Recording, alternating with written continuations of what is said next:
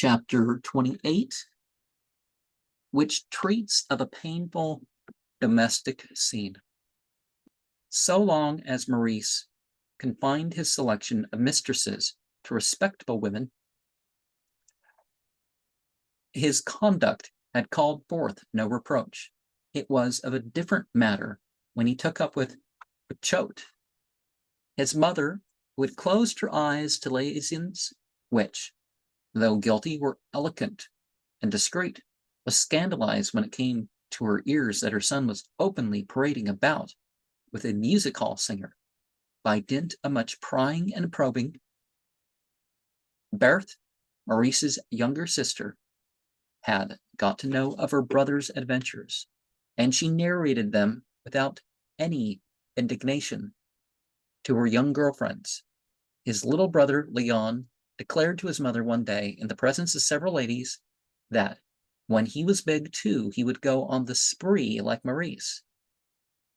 This was a sore wound to the maternal heart of Madame d'Esparvu.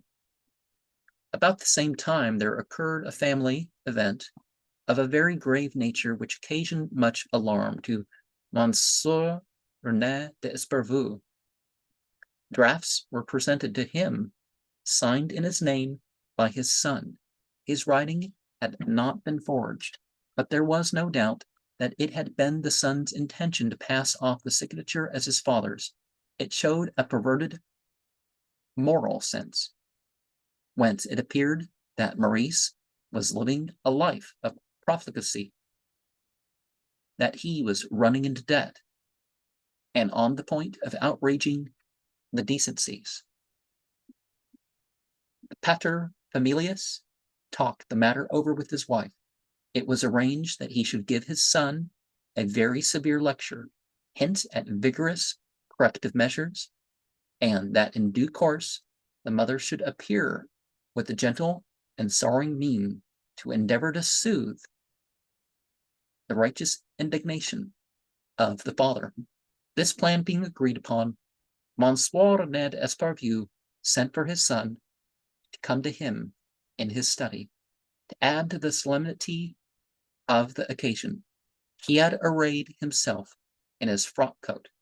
As soon as Maurice saw it, he knew there was something serious in the wind. The head of the family was pale, and his voice shook a little, for he was a nervous man, as he declared that he would no longer put up with his son's irregular behavior, and insisted on an immediate and absolute reform. No more wild courses, no more running into debt, no more undesirable companions, but work, steadiness, and reputable connections.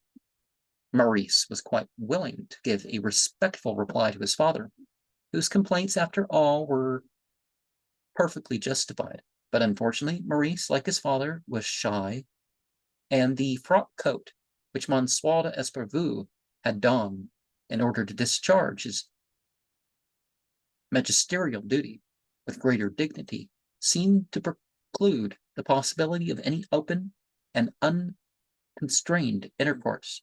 Maurice maintained an awkward silence, which looked very much like insolence, and this silence compelled Monsieur d'Esparvu to reiterate his complaints, this time with additional severity. He opened one of the drawers in his historic bureau, the bureau on which Alexandre d'Esparvu had written his essay on the civil and religious institutions of the world, and produced the bills which Maurice had assigned. "Do you know, my boy," said he, "that this is nothing more nor less than forgery, to make up for such grave misconduct as that?" At this moment, Madame d'Esparvu, as arranged, entered the room, attired in her walking dress. She was supposed to play the angel of forgiveness, but neither her appearance nor her disposition was suitable to the part.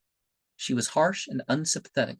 Maurice harbored within him the seeds of all the ordinary and necessary virtues. He loved his mother and respected her. His love, however, was more a matter of duty than of inclination, and his respect arose from habit rather than from feeling. Madame René d'Esparvu's complexion was blotchy, having powdered herself in order to appear to advantage at the domestic tribunal. The color of her face suggested raspberries, sprinkled over with sugar. Maurice, being possessed of some taste, could not help realizing that she was ugly, and rather repulsively so.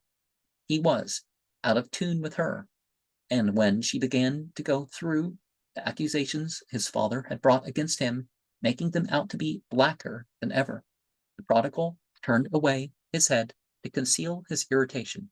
Your aunt, the Saint Fane, she went on, met you in the street in such disgraceful company that she was really thankful that you forbore to greet her. Aunt de Saint Fane, Maurice broke out.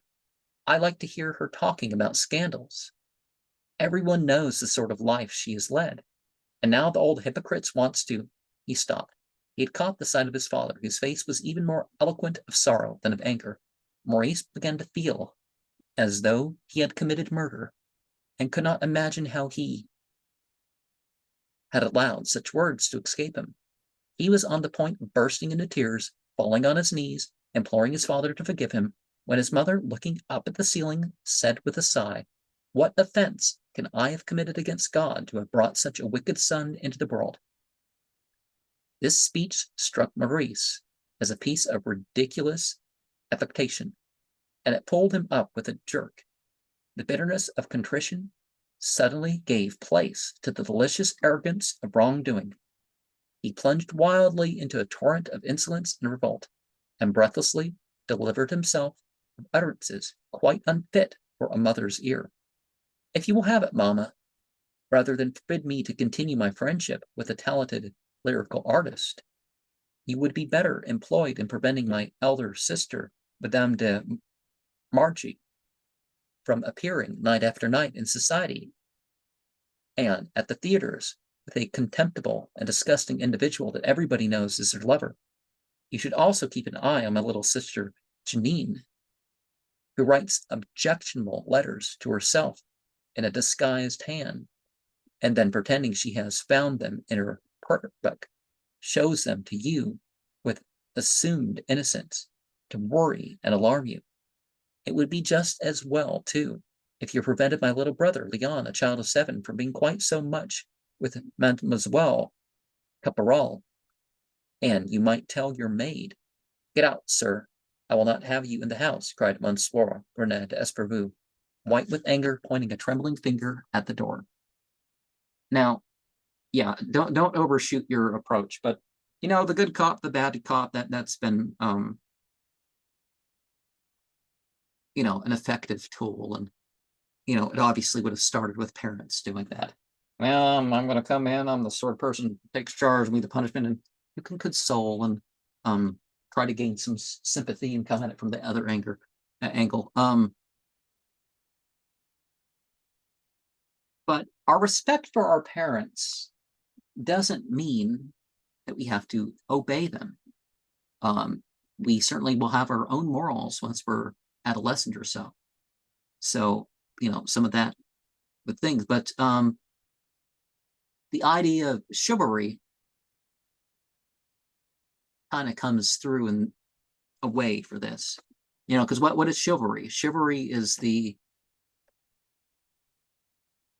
idea that the aristocracy is something for the people. At the very least, a supposed better example than the commoners. But